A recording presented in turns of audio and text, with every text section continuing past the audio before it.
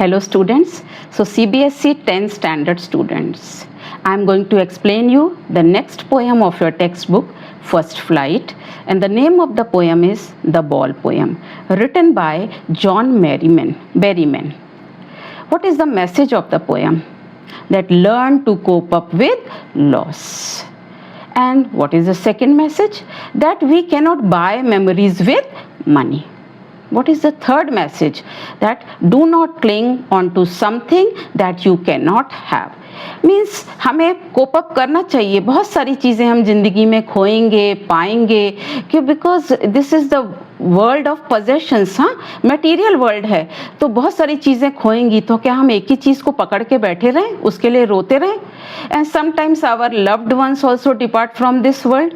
हाँ, थोड़े टाइम बिल्कुल सैडनेस आएगी, दुख भी होगा, पर उसी को क्लिंग होके हमें रहना नहीं है. और ऐसी चीज़ें जो हमारे पास नहीं है उनको पकड़ के हमको रखना नहीं है, या हम जो ले नहीं सकते उनके पीछे ऐसे नहीं रोना है. ठीक है, तो ये 3 मैसेजेस उसने दिए हैं. Now what happened? Now the poet, he is the witness of this incident. ये पोएट सब सामने उसके देख रहा है. A boy loses a ball and he is very upset and sad now. And this ball does not cost much, ज़्यादा महंगी नहीं है. And he can buy another ball. But what happens? His memories are associated with the ball. उसकी memories उसके साथ हैं, ठीक है, वो उसके साथ जुड़ी हुई हैं, एसोसिएट हैं उसकी मेमोरीज. इसके लिए वो दुख मना रहा है. देखो, कोई चीज़ अपना बहुत प्यारा सा पेन होता है, खो जाता है. हाँ, हम खरीद सकते हैं, 20 रुपये 30 रुपये, कितने का होगा पेन. हाँ, हमें रोना तो नहीं है ना. पर जब आप छोटे होते हैं तो उन चीज़ों के लिए बहुत रोते हैं. एंड धीरे धीरे व्हेन यू ग्रो अप, तो उसके बाद क्या होता है, you learn to cope up with the losses. धीरे धीरे फिर हम सीख जाते हैं, चलो ये पेन खो गया, ये हमारी ज़िंदगी थोड़ी था, ये एक चीज़ थी हमारी ज़िंदगी की, कोई बात नहीं, हम दूसरा ले लेंगे. ठीक है, तो ठीक है, हमारी मेमोरीज जुड़ी हैं, वो चीज़ हमारे लिए प्रीशियस है, इम्पॉर्टेंट है, पर ऐसा ना हो कि उसके पीछे ही हम सारी चीज़ों को छोड़ते चले जाएं और लाइफ में पीछे भी हट जाएंगे, क्योंकि हम उसी के साथ जुड़ के अभी उसी लॉस पे बैठे हुए हैं कि अरे हमें आगे क्या करना है. There are an number of things that are coming in your life. अब पढ़ाई करना है, अब टेस्ट करना है, अब एक बॉल के पीछे क्या इतना रोना. Now see what is the boy now who has lost his ball. Now see the poet is telling, वो वहाँ पे खड़ा देख रहा है, he is witnessing the whole incident. ये कह रहा है what is the boy now, he wants to know his reaction. कह रहा है वो बॉय कहाँ गया.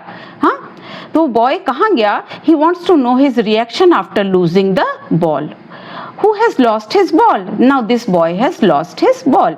What is he to do? Now what he will do? अब वो देखना चाहता है कि अब ये करेगा क्या, रोएगा क्या, करेगा. And the poet says, I saw it go merrily bouncing down the street. और poet ने देखा, he saw the ball, it was falling into the water of harbor. Harbor के water में वो गिरते बॉल को देखा. What is harbor? Harbor जहाँ ships rest करते हैं, और rest क्या करते हैं, जो उसकी rope होती है ना, that is tied to the coast. समुद्र किनारे उस ship की जो रस्सी को बांध देते हैं, ताकि उसको किससे बचा सकें, बैड वेदर से बचा सकें, रफ सी से बचा सकें. तो वो वहाँ पे उसको कहते हैं हार्बर. वहाँ शिप्स खड़े रहते हैं. और बॉल कहाँ गिरी है, हार्बर वाटर में. बहुत डीप वाटर है, क्योंकि शिप इतना बड़ा है, डीप तो होगा ही water. Now the poet wants to know his reaction that this boy has lost his ball. अब ये करेगा क्या, what will be his reaction now? And the ball merrily bouncing down the street. Ball बड़ी merrily क्यों, खुशी खुशी से bounce करती हुई down the street, स्ट्रीट से होती हुई, then कहाँ चली गई, it fell into the water of harbor. Okay. No use to say, oh there are other balls. The poet says there is no use to say anything to this boy. कह रहा है he would buy another ball. Another ball. उसमें problem क्या है, एक ball ही तो गिरी है. And ultimate shaking grief fixes the boy. अब boy का reaction बता रहा है. हाँ, after losing his ball, then what happened? He was in grief. This boy was very sad and he stands rigid. Rigid means वो statue की तरह खड़ा हो गया, जैसे उसका क्या खो गई, उसकी दुनिया खो गई. So after losing the ball, this boy stands rigid means he was standing like a statue, trembling, he was shaking and staring. क्या देख रहा था? He was staring down. क्या घूर रहा था? All his young days into the harbor. अब कह रहा है young days में मैं खेलता तो पहले भी था, हार्बर के आसपास हो सकता है खेलता हो. So it symbolizes the memory of his young days. पुराने दिन उसको याद आ गए. ठीक है, क्योंकि बॉल के साथ क्या जुड़ी थी? His memories associated with this ball. तो कह रहा है अब उसको पुराने दिन याद आ गए. His ball went. पोएट कह रहा है बॉल तो चली गई.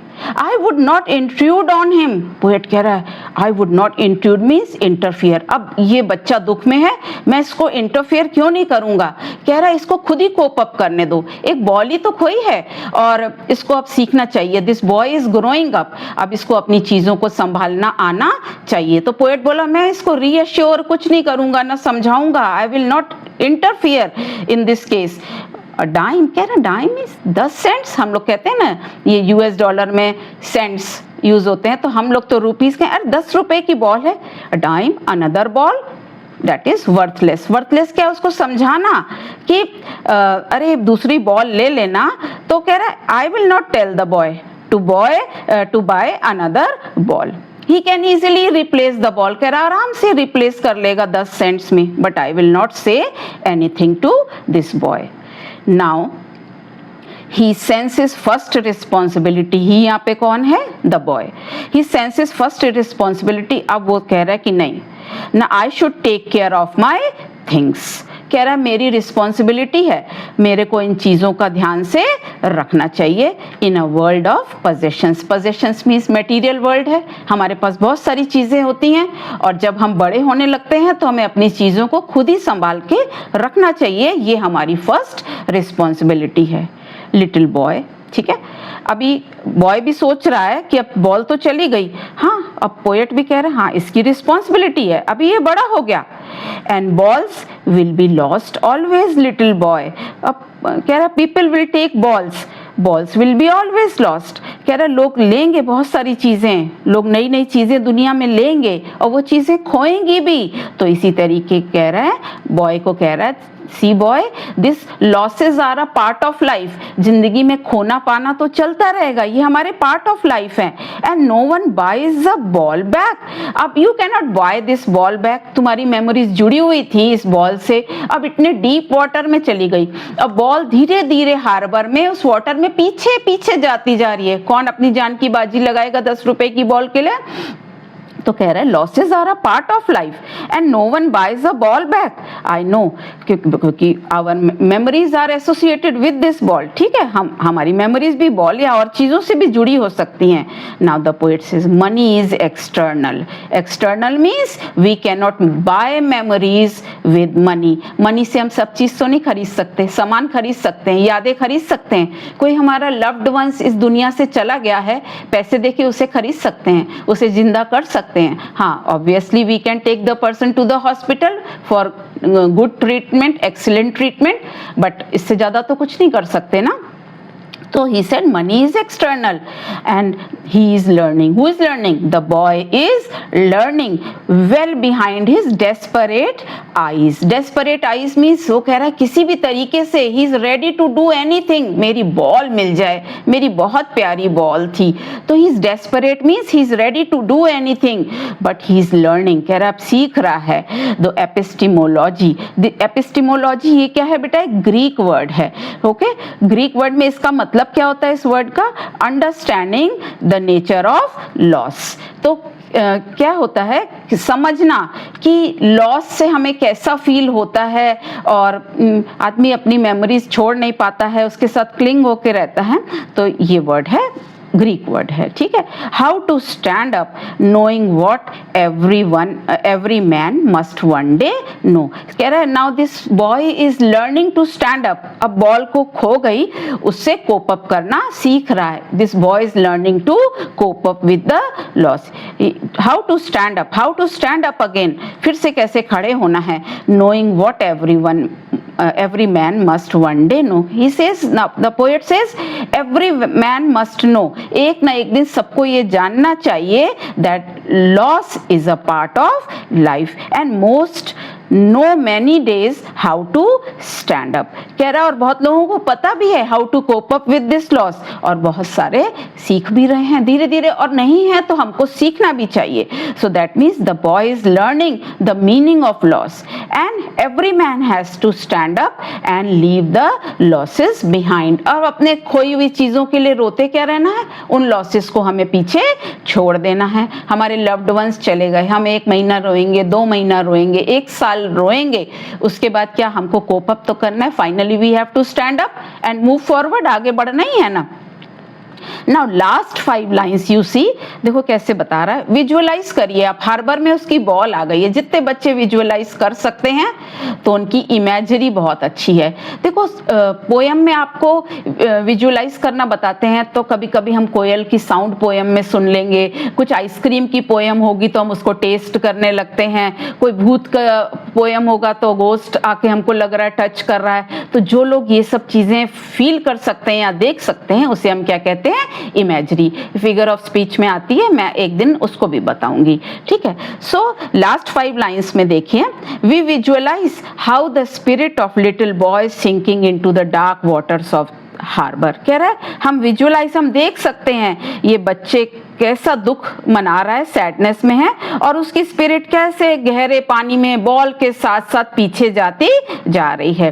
और जैसे जैसे बॉल पीछे होती जा रही है, उससे दूर होती जा रही है, उसका चाइल्डहुड भी धीरे धीरे खत्म हो जा रहा है. उसकी इनोसेंस, उसका बचपना अब धीरे धीरे खत्म हो गया, because this boy has started to grow. है ना. तो लास्ट लाइन्स में क्या, एज इट मूव्स फर्दर, जैसे जैसे बॉल फर्दर मूव करती है, the boy learns to grow and the losses and loses his innocence. अब वो अपनी इनोसेंस को भूल जाता है, बचपन की इनोसेंस को वो भूल जाता है, और उसके बाद धीरे धीरे वो जो है ग्रो करने लग जाता है. यानी कि बच्चा अब क्या हो गया, अब वो बड़ा हो गया है. हाँ, अब उसकी इनोसेंस भी चली गई यंग डेज की, उसका चाइल्डहुड भी चला गया, अब कैसा हो गया, वो ग्रो कर रहा है. So this is all about the poem. अब मैं आपको फिगर ऑफ स्पीच और पोएटिक डिवाइस बता देती हूँ. देखिए first line, what is the boy now, W से स्टार्ट हो रहा है. Who has lost his ball, W. what is he to do. हाँ, तो what is he to do क्या है, रिपीटेशन. W का रिपीट हो रहा है कि नहीं, what वर्ड भी रिपीट हो रहा है. हाँ, तो कौन सी फिगर ऑफ स्पीच हो गई, रिपीटेशन. अब इसके बाद आइए आप 1 2 3 4 5 5th लास्ट लाइन में आइए. And no one buys a ball back. B से बाय, B से बॉल एंड B से बैक. तो इसमें कौन सी फिगर ऑफ स्पीच आई, एलिटरेशन. तो ऊपर तो वर्ड रिपीट हो रहा था, what, वो क्या हो गया, repetition. When word is repeated तो रिपीटेशन, आपको मैंने पढ़ाया है, वीडियो भी डाला है. और यहाँ पे अल्फाबेट रिपीट हो रहा है, साउंड हो रहा है रिपीट, तो वो क्या हो गया, alliteration. So this was all about the poem the ball. Now go through the poem and if you have doubts you can ask me, and please share this video with your friends also, तो वो भी इसका फायदा ले पाएंगे. Thank you students.